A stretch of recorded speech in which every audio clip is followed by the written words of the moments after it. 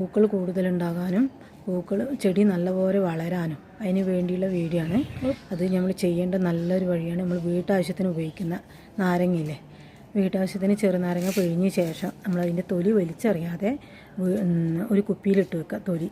നാരങ്ങ നീര് നല്ലപോലെ പിഴിഞ്ഞെടുക്കണം. അതിൻ്റെ പുളിപ്പ് പാടില്ല, ചെടി കേടുവരും. അതുകൊണ്ട് നല്ലപോലെ പിഴിഞ്ഞെടുത്ത ശേഷം ഒരു കുപ്പിയിലിട്ട് വെക്കുക.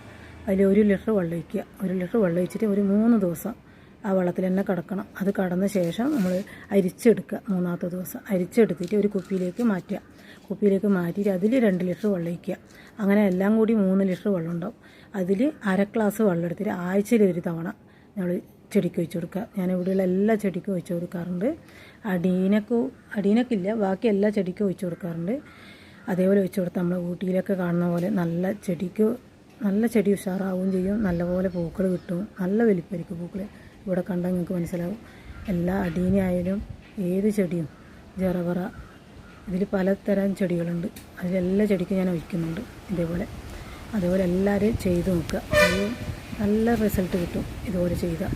ഞാനിപ്പോൾ ഇവിടെ ഒരാഴ്ചയിലെങ്കിലും മണ്ണ് മാറ്റി, ആഴ്ചയിലല്ല മാസത്തിൽ ഒരിക്കലെങ്കിലും മണ്ണ് മാറ്റി കൊടുക്കണം. നമുക്കതിൽ ചകിരിച്ചോറ്, മണ്ണ് മാറ്റുന്ന സമയം ചകിരിച്ചോറ് ഇട്ട് കൊടുക്കണം. ചകിരിച്ചോറ് ഇട്ട് കൊടുക്കുന്നത് എന്തിനാണെന്ന് ചോദിച്ചാൽ വേരോട്ടത്തിനാണ്. നല്ലപോലെ വേരോട്ടം ഉണ്ടാകും. അങ്ങനെയാണ് ഈ പൂന്തോട്ടത്തിലെ ചെടികൾക്ക് നല്ല വേരോട്ടം വേണം. എന്നാലും നല്ലപോലെ പൂക്കളായാലും പടർന്നു പിടിക്കും. ചെടികളൊക്കെ ഇഷ്ടംപോലെ പൂമുട്ടും പൂക്കളും എല്ലാം നല്ലപോലെ ഉണ്ടാവും. പിന്നെ നാരങ്ങ നീര് നമ്മളെ വെള്ളത്തിലിട്ട് വെച്ചതൊന്ന് സ്പ്രേ ചെയ്ത് കൊടുക്കുക. ചെടിക്ക് ഇലക്കൊക്കെ ഒന്ന് സ്പ്രേ ചെയ്ത് കൊടുത്താൽ ജറവറയൊക്കെ ഉണ്ടോ നല്ല ഉഷാറായിട്ടുണ്ട്. അതുകൊണ്ട് ഇതേപോലെ എല്ലാവരും ചെയ്ത്